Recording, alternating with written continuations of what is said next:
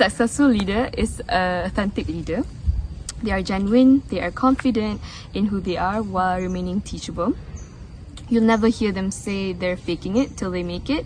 You can feel the confidence they have in their unique self. I think a lot of people view leadership in different ways. In my point of view, a successful leader is a respected leader. A leader who fosters respect is a leader worth following. They are willing to give their all for the people they're working for or the people they're leading. I believe that a successful leader is a virtuous leader. Their integrity, honesty, and character are reflected in everything that they do. Their inner moral compass guides every thought and action. So I think a leader has to be someone you set your benchmark as. When you see a leader, that's who you will point and say, that's who I want to be. That's how I want to lead. That's a leader in my point of view. A leader is someone who supports and encourages, who gives direction, set goals, and acknowledges achievement as well as identifies shortcomings. The leader is a person that indicates together all the perspectives such as giving order, leading, setting, achieving goals, dealing with competition, and solving problems decisively and rapidly. Leadership is the act of guiding a team or individual to achieve a certain goal through direction and motivations. Leaders encourage others to take the actions they need to succeed. To be a great leader, it is necessary to learn and cultivate the skills it takes to be effective. A leader is someone who supports and encourages, gives direction, sets the goals, and acknowledges achievement as well as identifies shortcomings.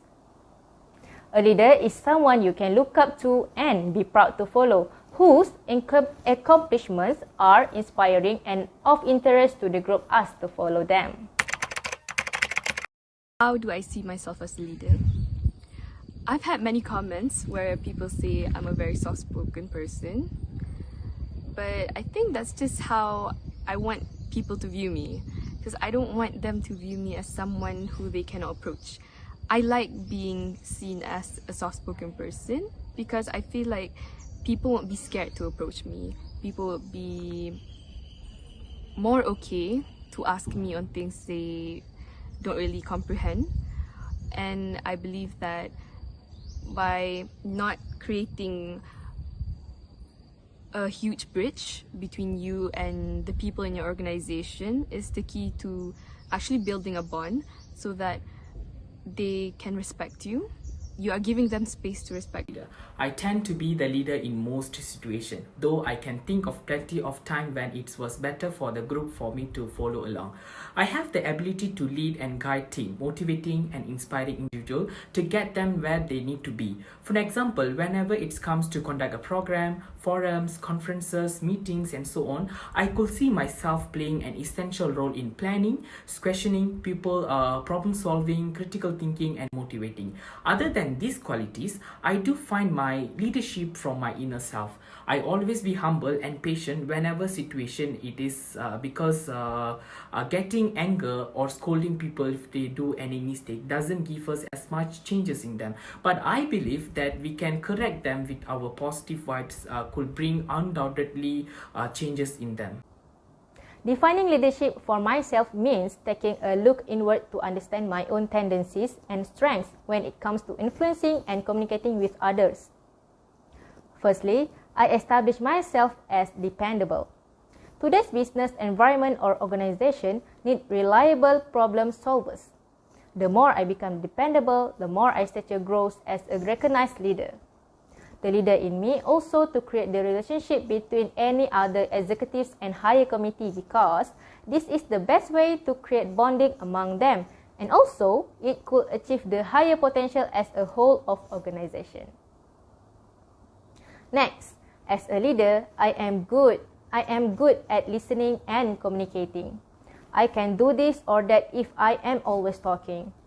Listening to the ideas of my colleagues may generate new ideas while building up my confidence. Leading brainstorming sessions are essential in this process.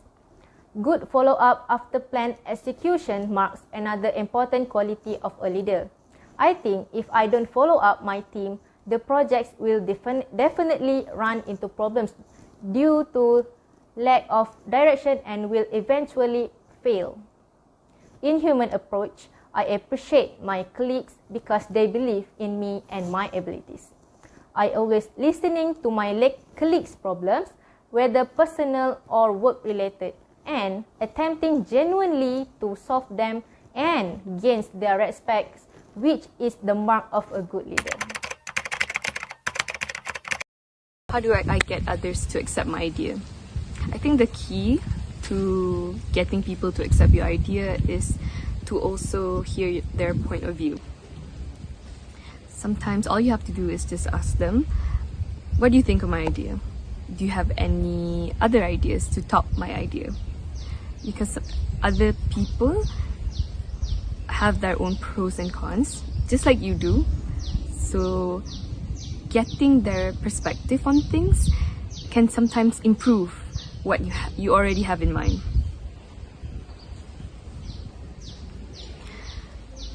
I think the next thing to do is that you have to be very convincing. As a leader, I think being confident in what you want to convey and being secure with what you have in mind, meaning that you can't have second thoughts. You have to be confident that what you want and what you think, what you plan on doing is the best thing for your organization. I always listen to others' ideas first before I put my ideas in the first place, because I have the ability in listening to others' ideas to agree or disagree. If I feel my idea is more relevant and accurate, I always put an effort to convince them by stating the possible outcomes. Besides, I believe considering other people's idea also is very important in discussion. So whenever in the roundtable discussion, it's good for us to combine all the possible ideas from other people to bring the ideas into action. Firstly, I will build trust through strengthening relationship. I listen closely to those I trust. The same is true for you and for the person that you want to listen to your point of view. How do I build trust? It comes down to the depth of the relationship. It is important that I spend casual time getting to know my colleagues. I care about people personally and they are more inclined to hear what I have to say. Spend time purposefully building relationship with those I serve or work with in anticipation that I will want to share ideas, strategies, suggestions, and challenges. Their ear will be as large as my personal relationship is strong. Give the data and empirical evidence if available. Everyone has an opinion and they are certainly entitled to it. However, that doesn't mean the opinion has any value. Be sure I know the facts, and when I can share objective data to support the point of view, I will increase the credibility of my suggestions and ideas with them. Other than that, we will brainstorming each other and provide the solution and implementation regarding on each particular task. Personally, I think this is up to the person, but for me, I think it is not a trait of a good leader, because a good leaders need to understand each of their team members. They need to know the way to communicate with them, to approach them, and some of the team members might be a new members and they might not accept any pressure. Like when we are communicating with them, they might think that we are pressuring them, but that's actually how things works. But compared to the old members, they can take the pressure. So it is up to the team members on how they want to take the advice given, and it is also up to the leader. Sometimes we need to put pressure.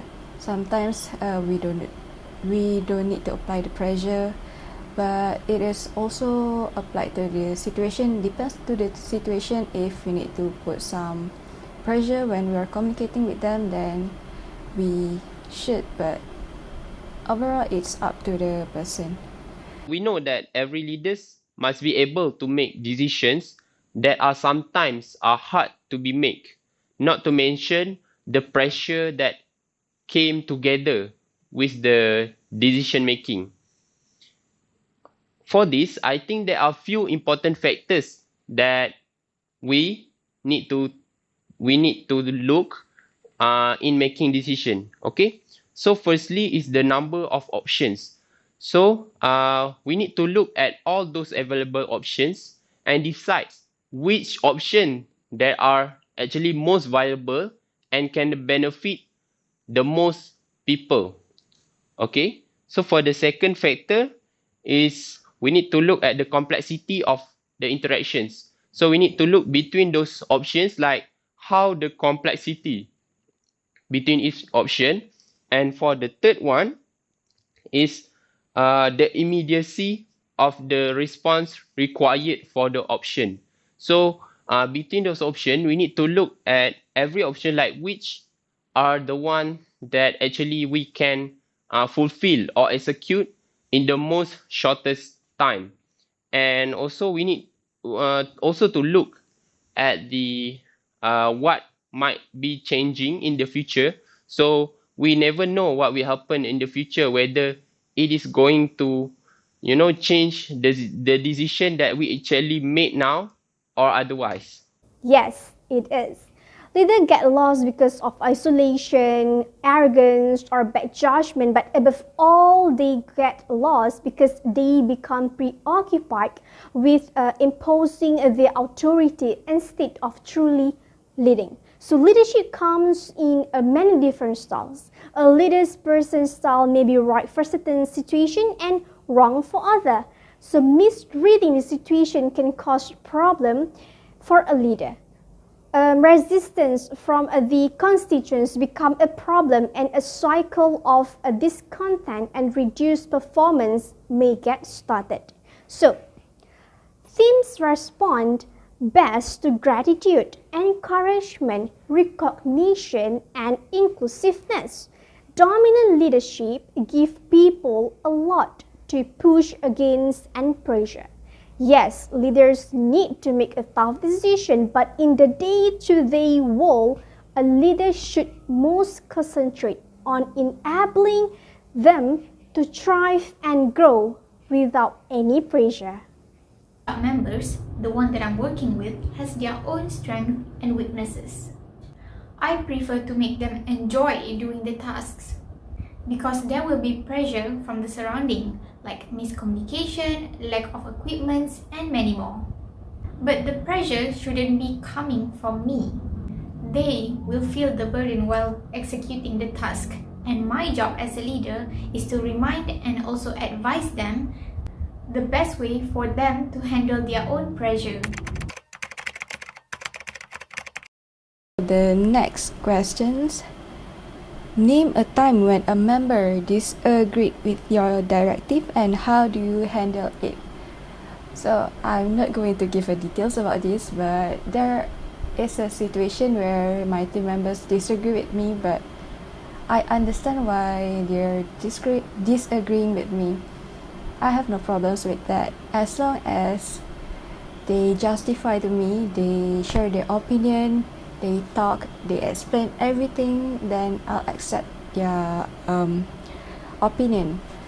I prefer my team members to communicate instead of they are taking what I'm saying. So I know either they understand, either they can do the task, are they reliable. From the way they talk, from the way they explaining things, I can see that this team members is like this, so they'll play this role, they do things better in this part of the team. And for me, communication is the key. So whenever we're having a problems or miscommunication, I just want them to explain to me. So I prefer when my team members explain things to me so that I can easily accept their opinion, instead of whenever I say things like this and then they didn't explain how they feel, and just they hide things from me, and then there'll be a miscommunication and things like that. So I don't prefer when communication goes wrong like that. So how I handle it is like I'll ask them if they have anything, just say it to me, just talk. If they have anything that they disagreeing with us, just talk.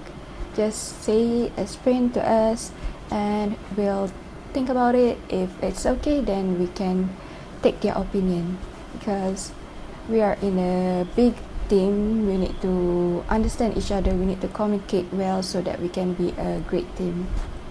So I believe during my presidency in Information Technology Association, so it is normal for sometimes to have a disagreement between me and my club members. So I believe that compromising are sometimes unnecessary because we wanted to avoid further conflicts and problems. I also believe that each people had their own opinions and beliefs, and sometimes also I might make a wrong decision on my part. So as long as that people, the one that disagree with me, can provide explanation that can actually convince me, then I am fine with changing my decision or following his opinion. Okay.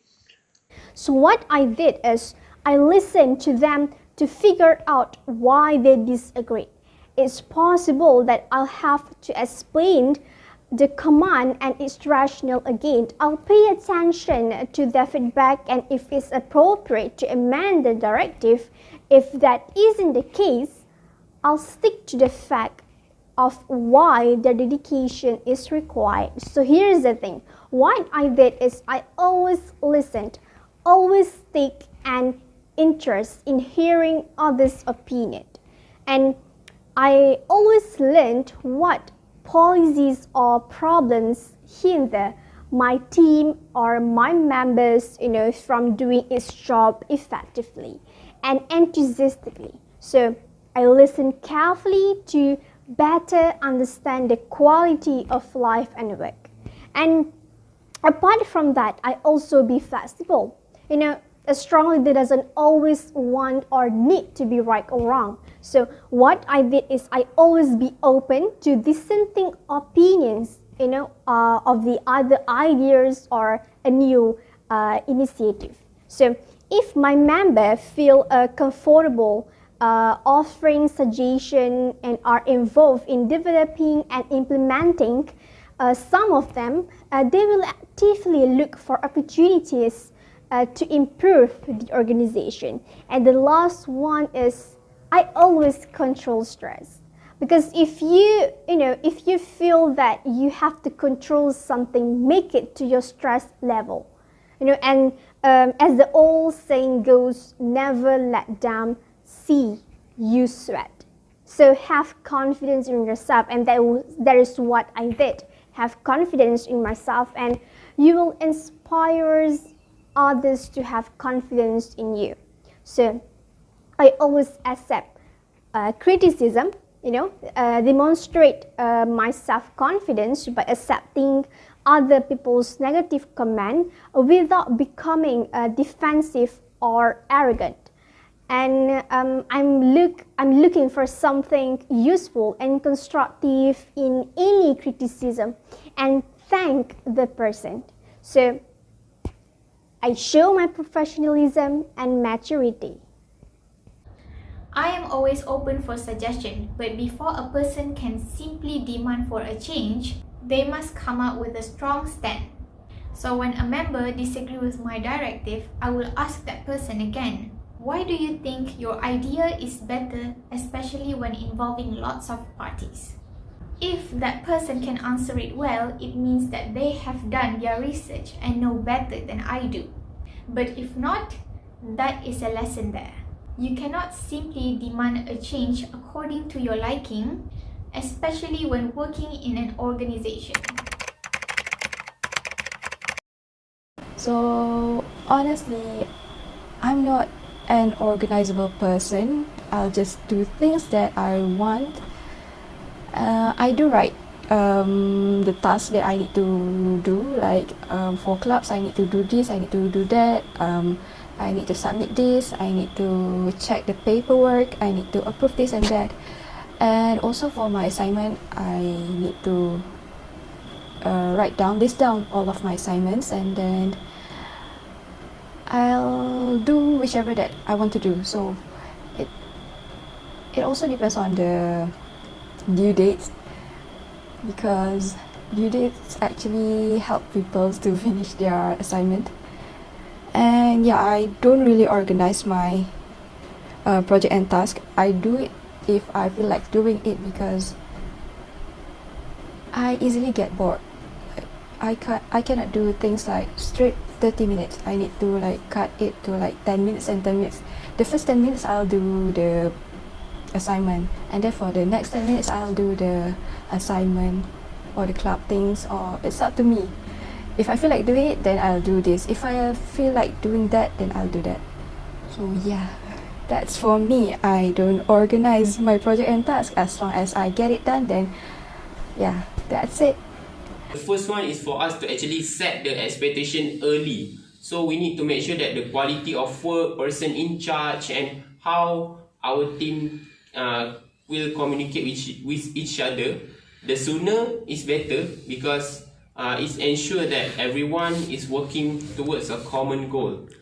Okay, so the second one is define the scope. So we need to decide what are the expected outputs of or outcome of every project. Okay, what is the budget? What is the time frame? Like how long do we take to complete these tasks, and so on. So time frame is very important, and then we need to take a look about the available resources. Like for committee members, are they able to accomplish all the tasks that are given to them successfully, whether they have sufficient experience, and so on. And the third one is follow the template. Okay, so for every program, most of the program are not something new, and we can actually follow the template, such as the document of the paperwork, okay, the amendment and so on. So we can always follow those templates as a reference, okay, for us to actually conduct the program. How do you organize projects and tasks? So how do I organize project and tasks? I organize them into priority order based on how essential, how important, how crucial, and time sensitive they are to complete. So here's the thing, what I did is I will make a to-do list. So every day I will make a to-do list. So I'll write something on my notes, on my sticky notes, and like for every day what I'm going to do. And apart from doing my tasks, my assignments, I also do some of the things like need to be settled for my project or for my programs, and that is what I did. So I will always write it, okay, every day, every time I will do it, okay, I'll write it, and that's it. And that's it how I organize my project and tasks to become very efficiently. You need to arrange your own schedule. That's the only way. Hardly anybody has the capacity to memorize everything that needs to be done. And you need to have that willingness. You have to tell yourself that you doing this will only be beneficial to yourself. With that, you can avoid procrastination. It all started with our own wills. To lead an organization or your people, it's very difficult because everybody has their own pace. When you have things or plans in mind, you set a certain goal or timeline that you think is best for your organization, but you also have to think that the people in your organization are just human, just like you are, and they have their own personal problems, they have their own tasks other than the tasks given by you.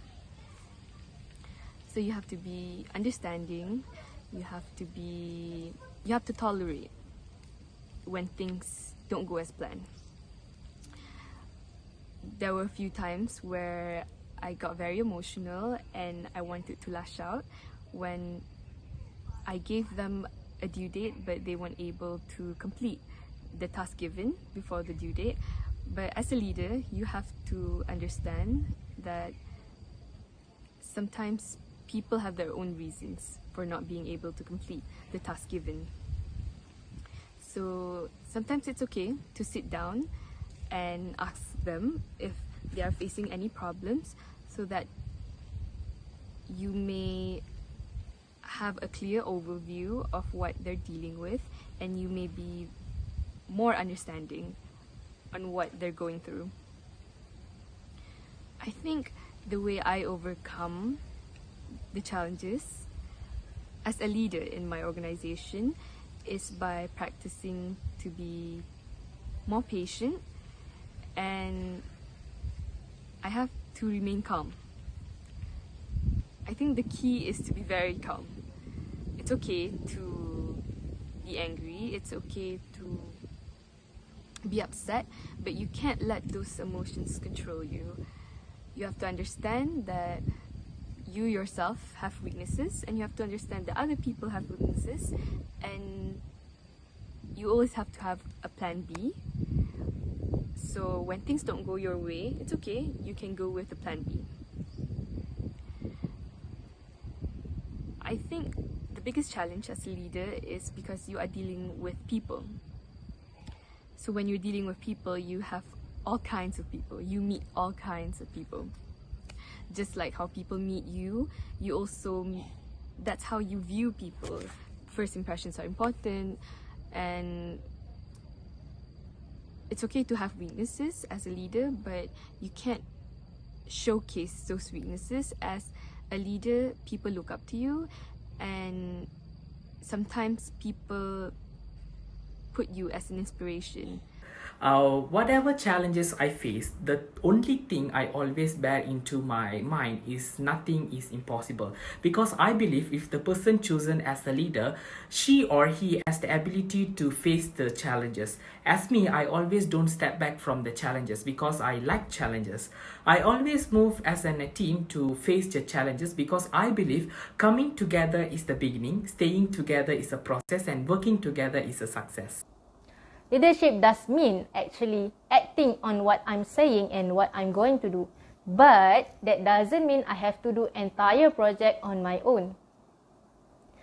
The biggest impediment to action might be my own doing. I will not be afraid of delegation. I will properly assign work to others and appropriately monitor their progress. One way of doing this is by teaching them how to give feedback. This will help them to feel more comfortable giving their input on their work, particularly when they want to address any issue they may have noticed. I will always remind them that giving constructive feedback isn't negative, but it is a way of helping them to reach their full potential and be more efficient.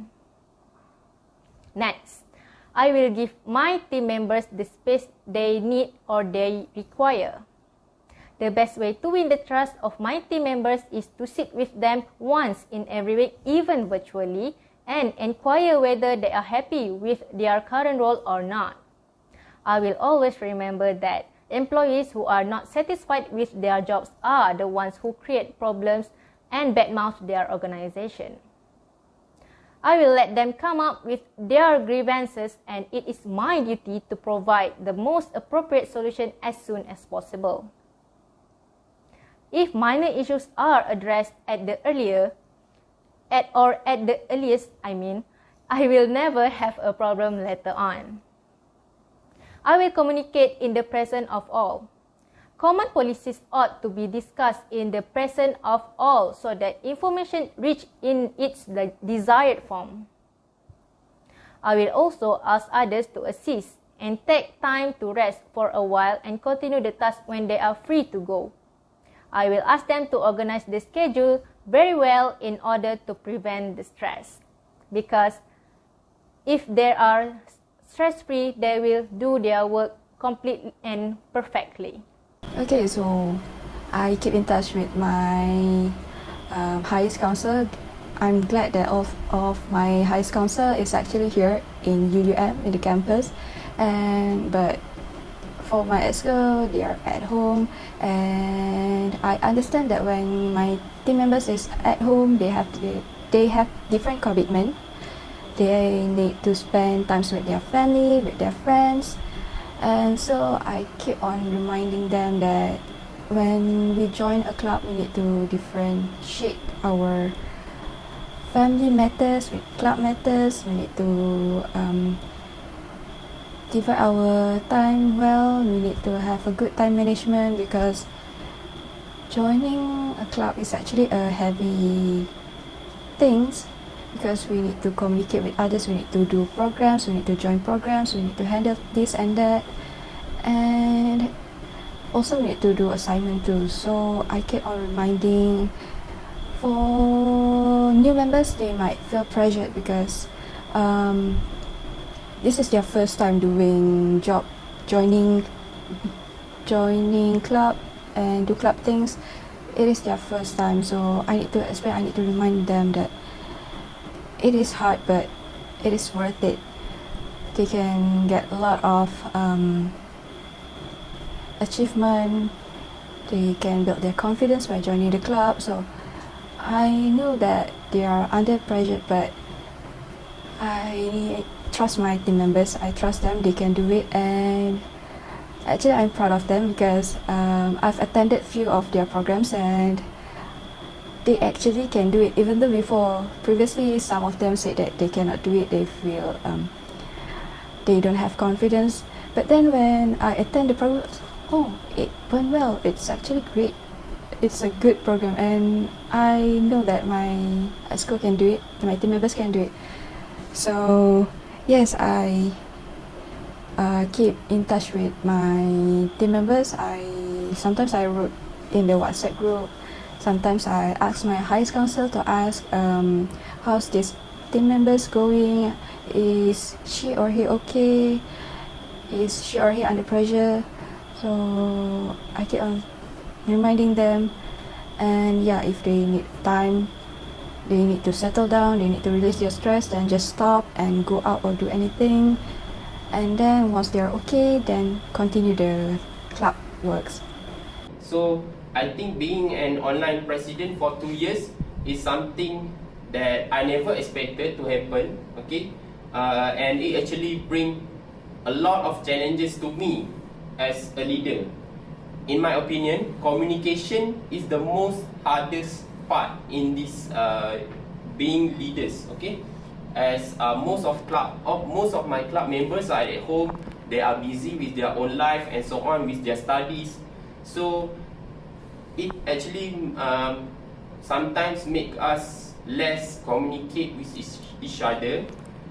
And at this part, I also think that I also have my own weaknesses in actually communicating with my EXCO. But usually what I would suggest is for every club to actually, as in my club myself, we do a club meeting every two weeks, okay, every 2 weeks, to actually, you know, listen to progress from each EXCO, okay, and know what is the problems or issues that they might face during their during their work as a bureau in each program.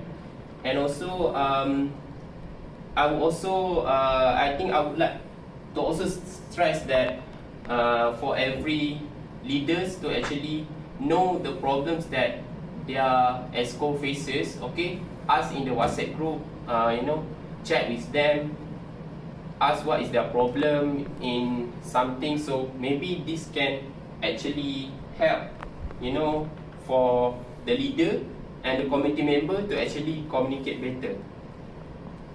So that's one of the challenges that I managed to overcome. So that's all for me.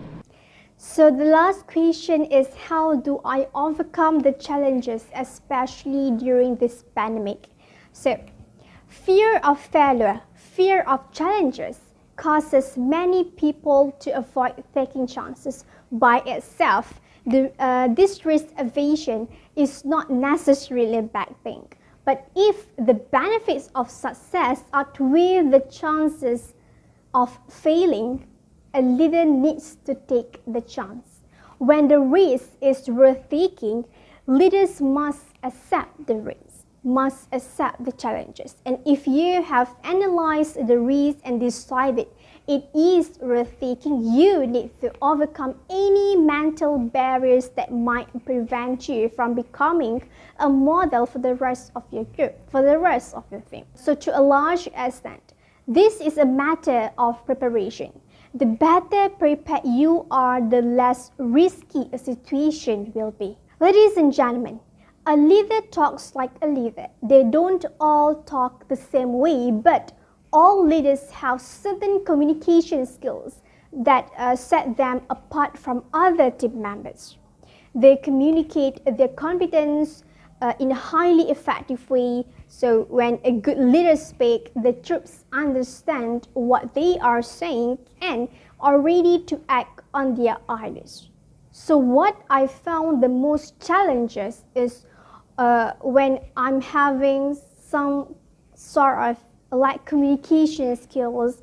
It's not like between me and my team members, but it's somehow like when we are living in a pandemic era, we are talking to a camera, we are talking to a laptop, we are not talking to the persons, to a real person. We don't sit in front of them or having a face-to-face conversation. We don't have the eye contact. We don't have that kind of communication thing. So that is my challenges ever I had for being a leader. So how do I overcome these challenges is I always be aware that over and above the content of what I'm trying to say, because I am the message. I want to make sure that every single thing that I deliver, every single thing that I say, my team member will understand it. And if my team member leave the meeting with a positive impression of me as a human being, it will straighten the information that I try to communicate, especially if I did so in a powerful manner. So here's the thing. I always be decisive. I plan for the unexpected thing, and inshallah, nothing will surprise me. And nothing will surprise you too if you plan for the unexpected thing. Because if I've thought of the things that could go wrong with a project, I'll be able to make a confident decisions on corrective action when necessary. Moreover, I always clarify roles, which is I outline the duties and responsibility of everyone on my team. Understanding one another's duty and deadline always help my people work collaboratively. And not to forget that I offer encouragement, because we are living in a pandemic era, people might getting stressed and so on. So what I did is I offer encouragement. I challenge each team of my member to participate and contribute, but do this in a positive, result-oriented way, where I urge them to take additional training and if need be, and to step beyond their comfort zones to develop their unique talents. Living in a pandemic era is very difficult and very challenges for every president, and I believe that is. And what I did is I lead by example. I always show my ability to work well with others, no matter how much I might differ in opinions and approaches. So here's the thing, be fair and don't play favorite. Keep negative comments and frustration to yourself, to myself, and maintain a positive attitude no matter what happens. To be honest, that is one thing you have to sacrifice. Lesser time to leisure, to spend time with families and friends. You still can have those times, but only in a shorter amount of time. Just always keep up with them, even though you can only manage to chat 10 minutes with them every day. Because your friends and families still need you, and you still need them nevertheless, whatever extra responsibility that you are having right now.